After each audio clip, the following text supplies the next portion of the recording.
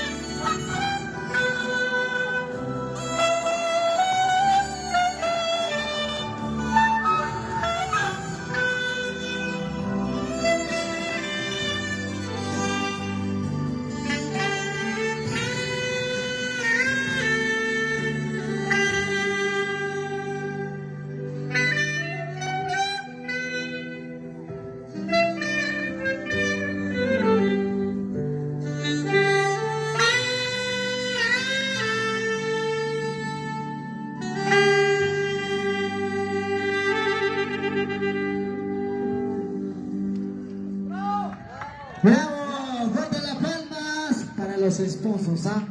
Esto nunca visto en los matrimonios. Yo sé que es la única en Huancayo. Muchas gracias, Hugo y Magda, por ese detalle para tu amada y adorada esposa. Gracias, verdad, de corazón agradecemos. Yo sé que muchos no sabían.